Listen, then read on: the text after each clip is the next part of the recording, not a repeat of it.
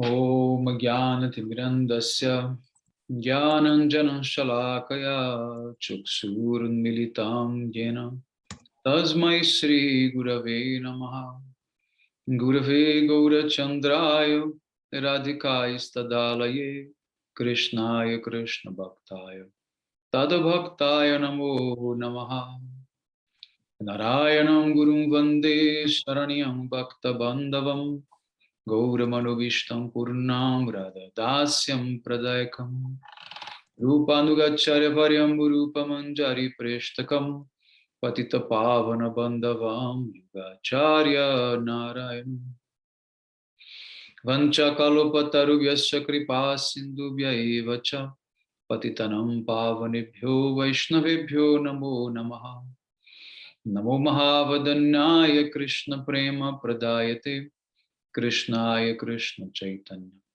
Namne Gaura Tvise Namaha Shama Sundara Shikanda Shekara Ismira Hasara Murali Manohara Radhikara Sikamam Kripanide Swapriya Charana Kinkarim Kuru Tapta Kanchana Gaurangi Radhe Vrindavaneshwari Vrishabhanu Sute Devi Pranamami Hari Priye Vrindai Tulasi Devyai Priyai Keshavascha Krishna Bhakti Prade Devi Satyavatyai Namo Namaha Shri Krishna Chaitanya Prabhu Nityananda Shri Advaita Gadadhar Shri Vasadi Gaura Bhakta Vrinda Hare Krishna Krishna Krishna Hare Hare Hare Ramu Ramo Ramo Hare Hare.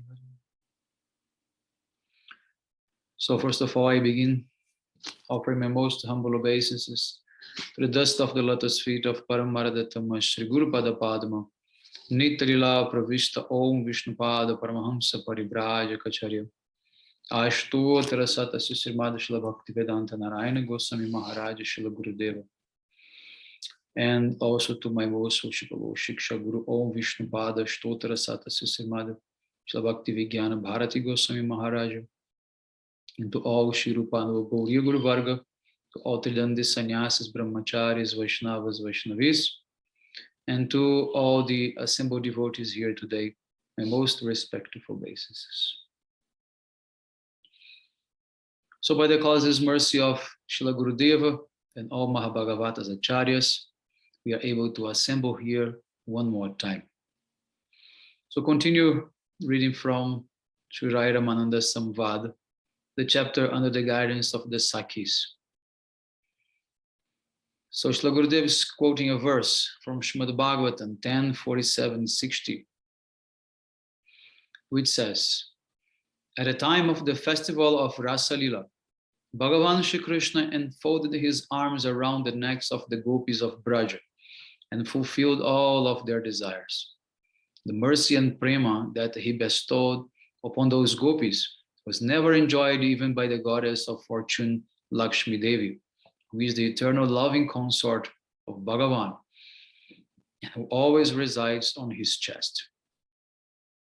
Nor was such a boon achieved by the most beautiful heavenly damsels, whose bodily luster and aroma are like a lotus flower, what to speak of the beautiful women of this world.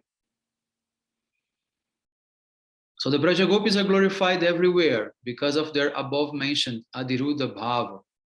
Yet for Shri Lakshmi Devi, who always resides upon the chest of the Lord of Vaikuntha, Sri Narayana, there is no such example of this exalted good fortune. In the same way, despite being the source of all incarnations, Shri Krishna performed actions which society and the common man regard as low class, such as cow grazing, eating with monkeys and cowherd boys, stealing butter and yogurt, and clutching at and stealing the clothes of young girls. Yet, still, he is glorified everywhere and has achieved the utmost limit of exaltedness. Likewise, although the Braja Gopis are non different from Bhagavan's own self, being the crown jewel of his pleasure-giving potency, Ladini Shakti.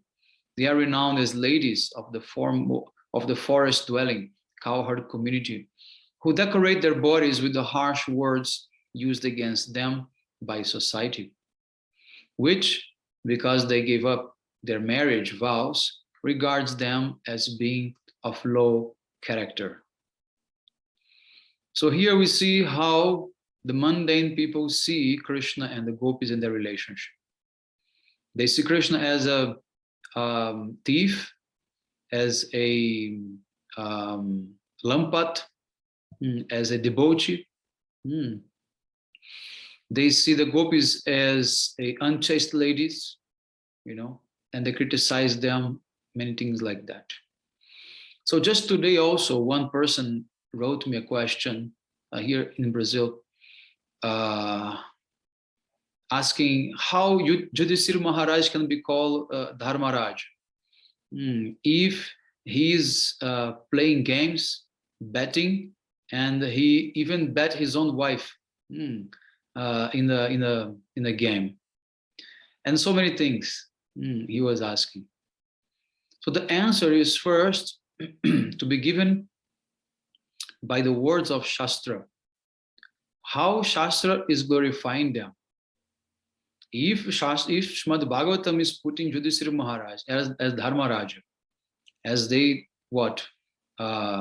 Dharmic king, who represents Dharma as a very exalted devotee.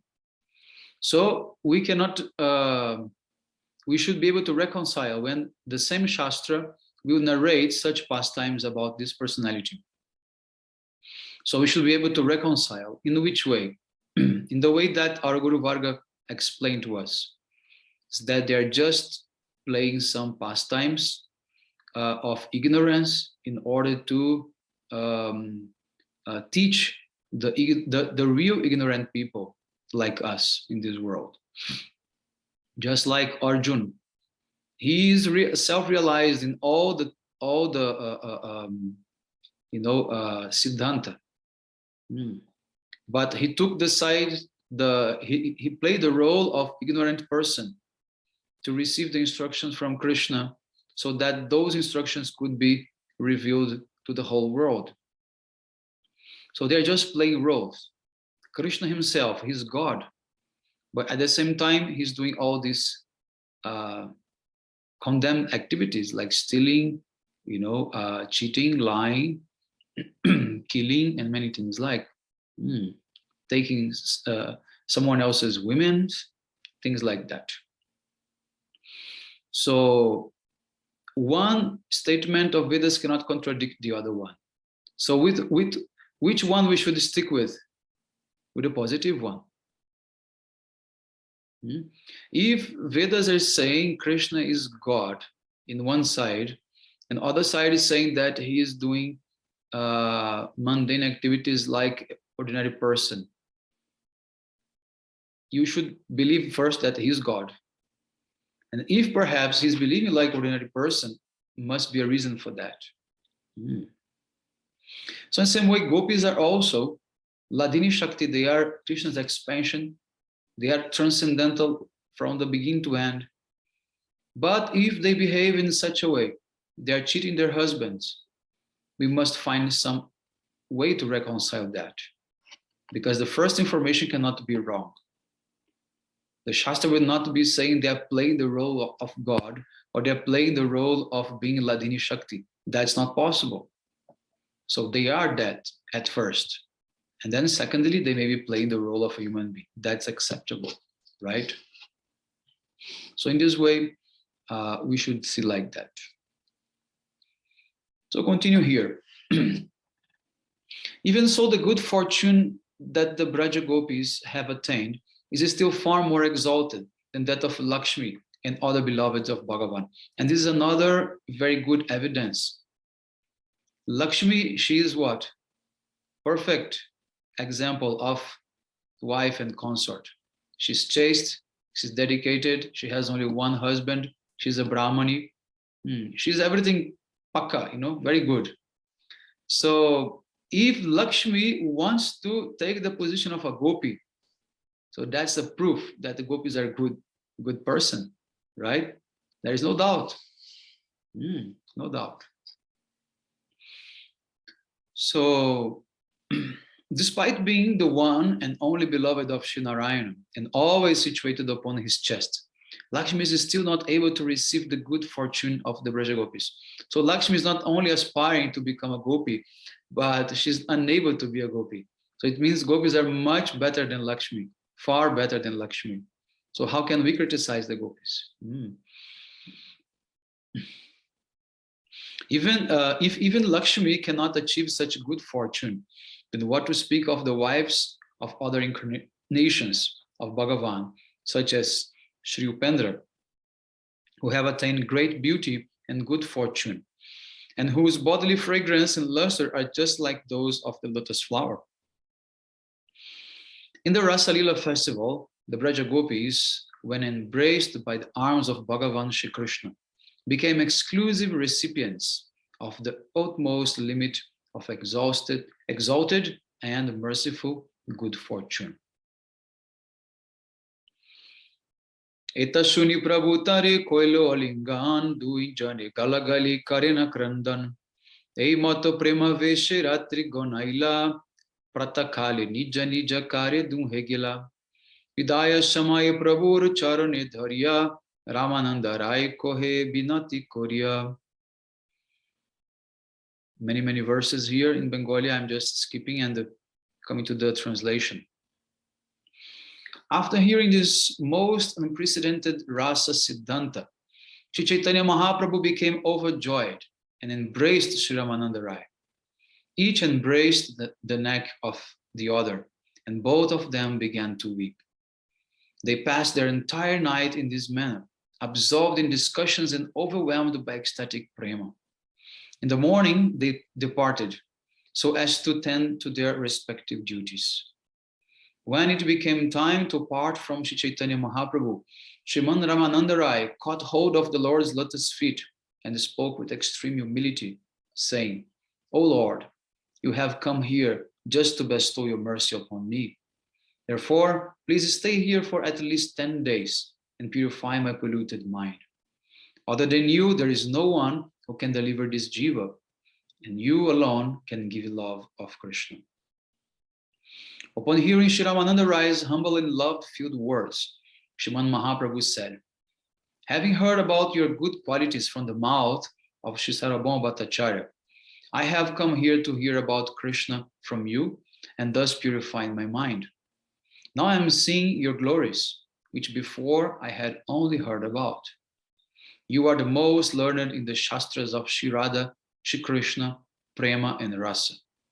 What to speak of 10 days? I will not be able to leave you throughout my whole life. We will remain together in Jagannath Puri, where we shall spend our time happily, completely delighted by speaking Krishna Katha." Speaking thus, they both went away to perform their respective duties, and again at dusk, Sri Ramananda Rai came to meet with Sriman Mahaprabhu. After greeting each other, they went to a solitary place and sat down. With great happiness, they began to ask each other questions and received the answers. Sriman Mahaprabhu asked the questions and Sri Ramananda Rai answered them. In this way, the entire night passed in discussion. When the passage explains that they were weeping, it actually means that both were affected by sattvika bhavas. For that reason, their throats were choked, and because their discussions were full of prema, both of them began to cry. Here, gosti or meeting particularly refers to the conversation between them. So now the end of that progressive stages have come to end. So, and now there will be very important questions and answers between Mahaprabhu and Raya Ramananda, which are very much available for all of us. And then we are progressing towards the end of the book. We have just more, maybe a couple of dozens of pages. So let us see. What is the topmost knowledge? Prabhu kohe kon vidya vidya modesar, Rai kohe Krishna bhakti vinna vidya nahiyar. Srimad Mahaprabhu asked, of all types of knowledge, which is the most important? Ramananda Rai replied, Krishna bhakti is the essence of all knowledge. Apart from this, there is no other type of knowledge. Srila Bhaktivinoda Thakur has explained that in the first line, Mahaprabhu asks a question, and in the second line, Sri Ramananda Rai gives the answer. Mahaprabhu asked, which type of knowledge is the topmost? And Rai replied, apart from knowledge of Krishna Bhakti, there is no other knowledge. This means that although the Jiva is an eternal servant of Shri Krishna, because of Shri Krishna's external or illusionary potency, the Jiva forgets his constitutional position and considers his temporary gross body to be his eternal identity. The knowledge about how to become situated in one's pure, eternal form from such a condition, and to realize one's nature as being a servant of Krishna, this constitutes sadhana, specifically the performance of bhakti to Shri Krishna. By this knowledge, one can understand Jiva Tattva, Maya Tattva, Bhagavat Tattva, and all other Tattvas progressively. Ultimately, the unconquerable Shri Krishna is controlled by the Shuddha Bhakti of a devotee. That knowledge, or Vidya, which is above all others, is knowledge of the nature of devotion to Shri Krishna. Material knowledge, Jara Vidya, leads to material enjoyment, but that Vidya, which gives knowledge of Vishnu Bhakti, is far superior to even knowledge of the impersonal Brahma, or Brahma Vidya, which is beyond any material knowledge. However, even superior to knowledge of Vishnu Bhakti is knowledge of Krishna Bhakti. Srimad Bhagavatam supports this Siddhanta in so many places. Tat karma karitosham dyat sabvidyatan materiyaya. Srimad Bhagavatam 4:29-49. Factual work or karma is that by which one can satisfy Sri Hari. Factual vidya or knowledge is that by which one's mind is absorbed in Bhagavan.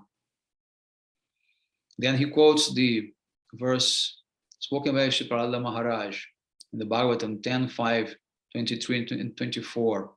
Shravanam kirtanam Vishnu smaranam padasevanam archanam vandanam dasam sakyamatma nivedanam iti pungsharpita Vishnu bhaktischainava lakshana kriyata bhagavati yada tanmaneditam uttamam. Sri Prahlada Maharaj says, the bhakti of Bhagavan Vishnu has 9 limbs. Hearing and chanting about the transcendental holy name, form, qualities, and pastimes of Lord Vishnu. Remembering them, serving his lotus feet, offering the Lord respectful worship, offering prayers to the Lord, becoming his servant, becoming his friend, and surrendering everything unto him. If one performs these 9 limbs of devotion with a mood of surrender, then we should know this to be the topmost knowledge of the scriptures. This cultivation of the scriptures is successful. I think nothing to comment is quite simple for us, right? No need to stop here. And it is also described here from Srimad Bhagavatam 1:5-22. Idam hi pungsas tapasya shrutasya va swistasya shuktasya cha buddhi dhatayo avichuto rita kavibir nirupito yat uttam mashloka gunano varnanam. Learned persons accept as the pinnacle of knowledge the very best verses which describe Shri Krishna's qualities and activities. So in the following verses spoken between Srimad Mahaprabhu and Sri Ramananda Rai, there is a gradation and comparison between the relative worth of material objects. I don't know if it's world or worth, and transcendental objects, as well as discussion of subject matter affiliated with Goloka and Shri Krishna's unmotivated devotional service. The material conception is thus defeated and the worth of transcendence is established. Okay, this is quite simple, that bhakti is the only and best knowledge for us to learn. So second question, what is the most glorious act? Kirti Gannamade Jivera Kon Bhara Kirti Krishna Bhakta Boliya Jhara Hoy Kyati. Chaitanya Mahaprabhu then asked, out of all glorious activities of the jiva, which is the greatest? Sri Ramananda Rai replied, to be called a devotee of Lord Krishna is the topmost glory of the jiva. So the best thing we can do is to become devotee of Krishna.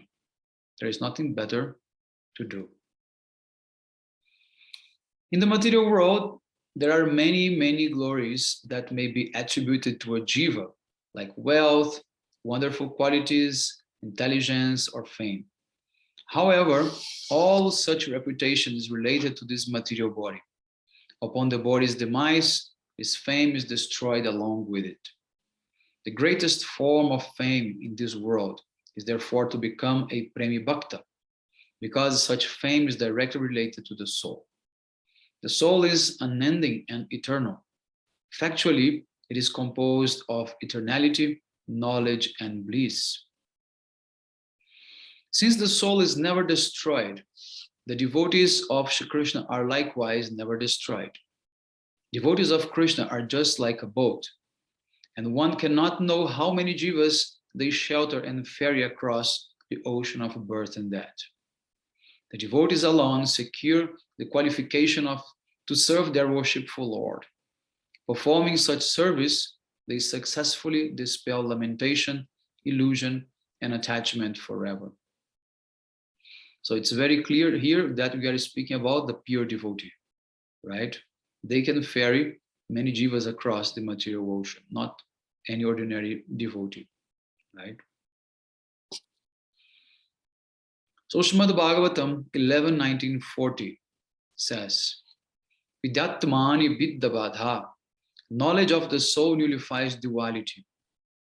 To be known as a devotee of Shri Krishna is the greatest fame.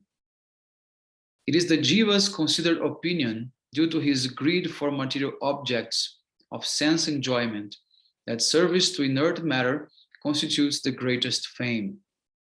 Actually, the best position is to be known as a Vishnu Bhakta, which is superior even to the topmost fame within this material world. This means to be afforded the position of a knower of Brahman. Yet, greater than the glory of being a devotee of Sri Vishnu is to be renowned as a devotee of Sri Krishna. Indra states in Garuda Purana. So now he's connecting the first question with the second one. Because the first question was about the greatest knowledge, and then he says that was bhakti, but better than Vishnu Bhakti was Krishna Bhakti. And now how to become a devotee?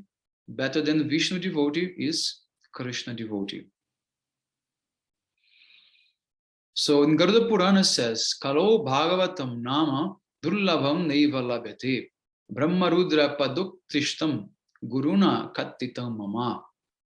In this age of Kali, this extremely rare to find one who is celebrated as an excellent devotee or a Bhagavat. However, such a position is superior to that of the major demigods like Brahma and Mahadeva.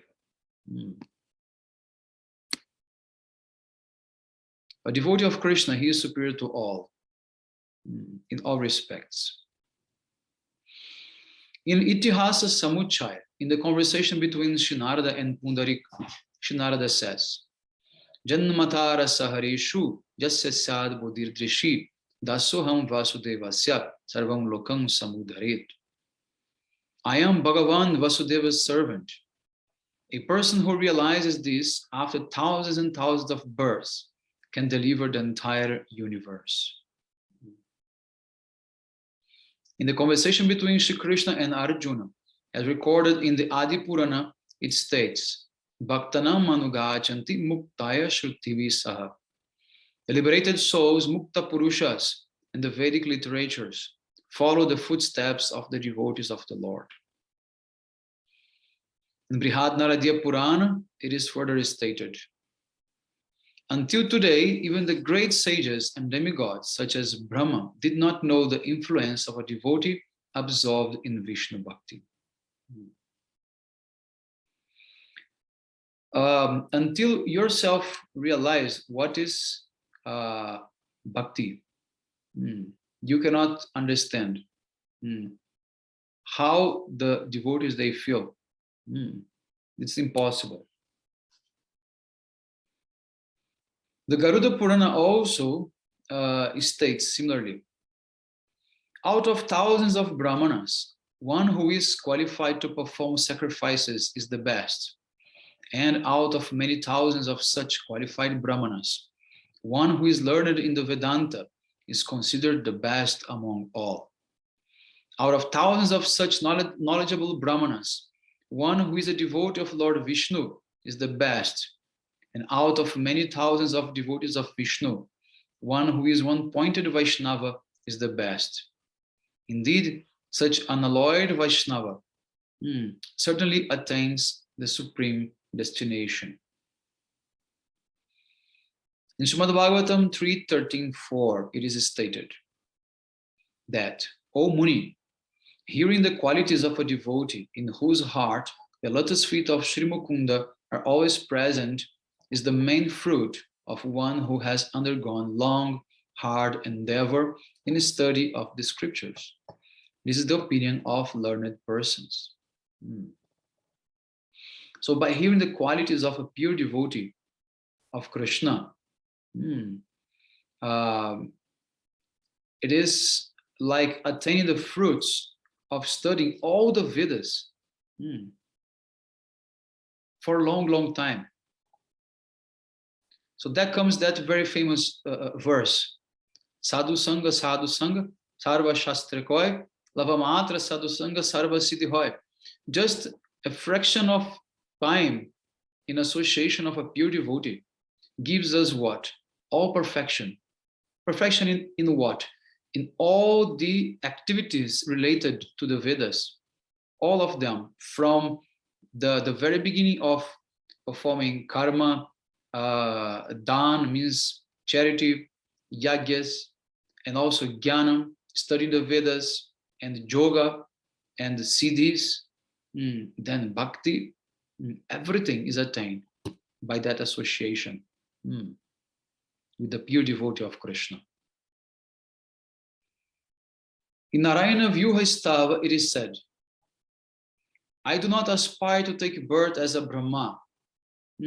If I am to be a Brahma devoid of devotion, I am praying to get association of your devotees, even if I have to take thousands of births as an insect.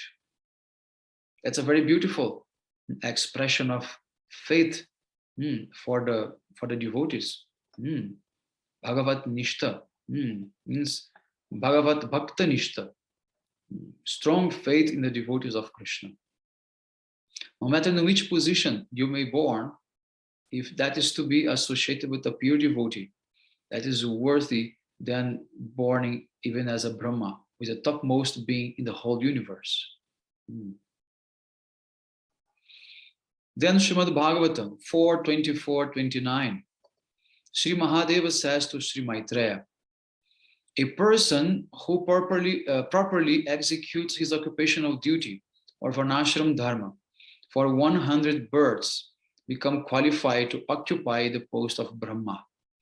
And if he becomes even more pious, then approach me, Lord Shiva. A person who is an unalloyed devotee of Sri Vishnu is immediately promoted after that to the supreme destination, which is completely beyond the material universe. I myself, in my Rudra form, as well as other ruling demigods, attain these planets only after the destruction of this material world and our positions within it. So here we have to clarify one thing. So here it says that for 100 births, if someone performs varnashram dharma properly, he attained the position of a Brahma. And after 100 births as Brahma, you can become Shiva. You can take the position of Shiva. In this material world, of course, not Sadashiva, because Sadashiva is eternal, but as a Rudra. Rudra is expansion of Shiva in the material world. Okay, so therefore he's saying here, and myself as Rudra, as well as all the other demigods. So he's including himself as the demigod. So they can become what?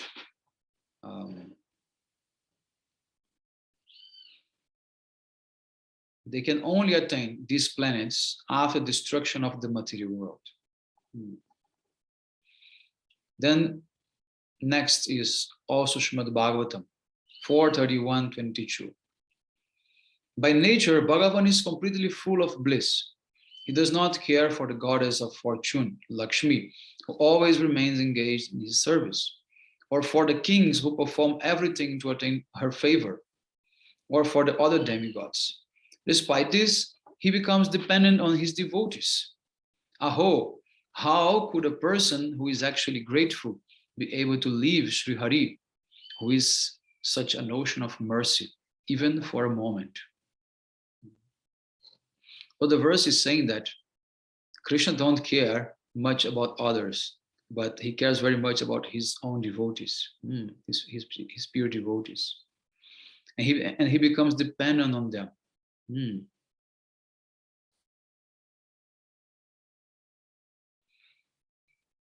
Again, Srimad Bhagavatam 10:14-30. Lord Brahma says, therefore, O Bhagavan, I pray to be so fortunate that in this life or the next, wherever I take birth, whether I take birth as any kind of bird or beast, I may be a servant of any of your servants, and again be able to engage in devotional service to your lotus feet. These are the beautiful prayers Lord Brahma made to Krishna. I recommend also to read that. So in regard to Sri Prahlada being the best of all devotees, Sri Rudra says in his Skanda Purana, a devotee is one who understands Krishna in truth. I am not among them. Amongst all of Sri Hari's devotees, Prahlada is the best. So here Shiva is taking very humble side and glorifying Prahlada Maharaj, of course, no doubt. So, and sometimes the devotees, they ask, how can we qualify or classify some devotees as being like topmost, if they're actually not the topmost, like no Prahlada Maharaj. We used to say Bhakta Raja Prahlada Maharaj or Bhakta Pravara Si Prahlada Maharaj Ki Jai. Means the best of all devotees. And now Shiva is also saying the best of all devotees. But we know that above Prahlada Maharaj, there are greater devotees. So this is the, what to say, this is a type of poetic license that we can use when we are glorifying those personalities, because when they become perfected, in their position, they hold the highest,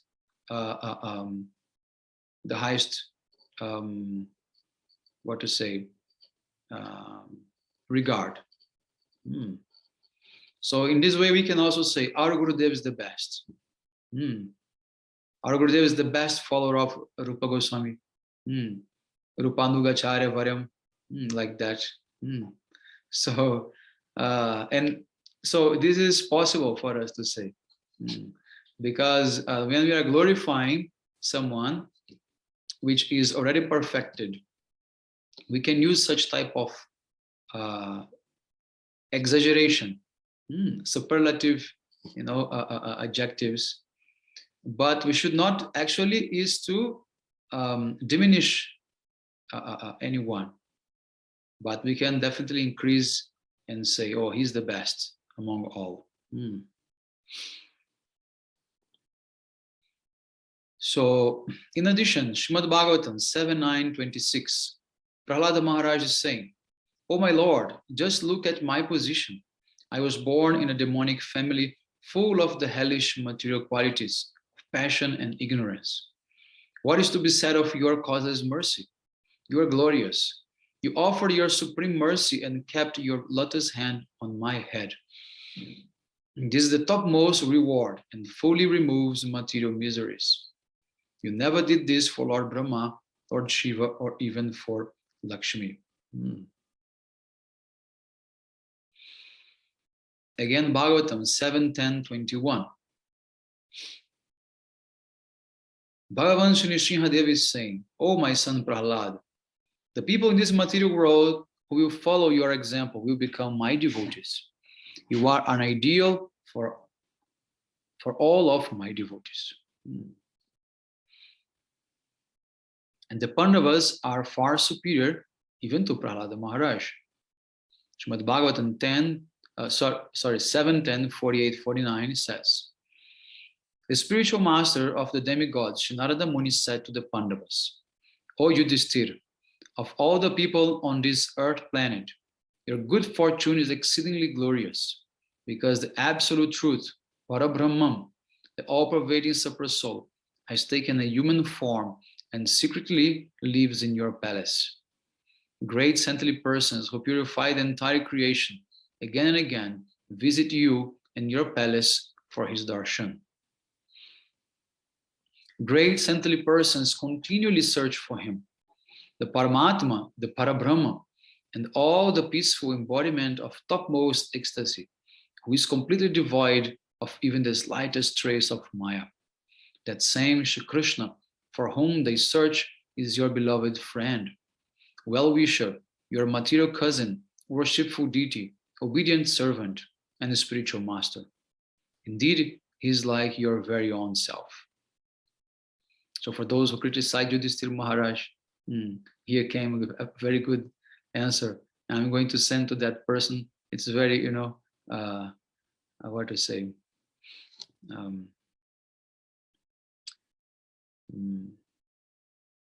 I forgot the word, but anyway. So superior to the Pandavas are the Yadavas. Srimad Bhagavatam 10:82-28. At the time of the solar eclipse at Kurukshetra, the assembled earthly king said, O king of the Bhojas, Ugrasen, among all the men of this world, only the lives of you Yadus are truly successful. You are glorious. You are greatly blessed because you continuously behold Shri Krishna, who is rarely visible even to great yogis. Then again, Bhagavatam 10:82-30. O Grasen, you have marital and blood relationships with Shri Krishna. Not only that, you constantly see and touch him, and you walk, talk, sleep, sit, and dine with him. You are caught in the net of family affairs, which is the path to hell. But in your palace, the all-pervading Lord Vishnu, the mere darshan of whom makes one forget about residence in heaven and liberation, has taken one form and resides there with you. But Uddhav, he is superior to the Yadus. Bhagavatam 11:14-15, he said, Krishna says, O Uddhav, as a Premi Bhakta, you are more dear to me than my son Brahma, than Shankara, than my real brother Balaram, and then Lakshmi, who is my wife. You are more dear to me than my own self. Krishna never told this to any of the previous ones. In Bhagavatam 11:16-29, Shri Krishna says, Tvam tu bhagavateshwaham. O Uddhav, you represent me amongst my Premi Bhaktas. Indeed, you are me. And also again in Srimad Bhagavatam 3:4-31, No dhavo undvapi manyo no. Uddhav, you are not even fractionally less than me. But superior to Uddhav are the gopis of Braja. Srimad Bhagavatam 10:47-58 says, Shri Uddhava prayed, of all embodied beings upon this earth, these gopis are certainly the best, and they alone are successful. because they have the utmost divine ecstasy named Mahabhava for the soul of all souls, Bhagavan Shri Krishna.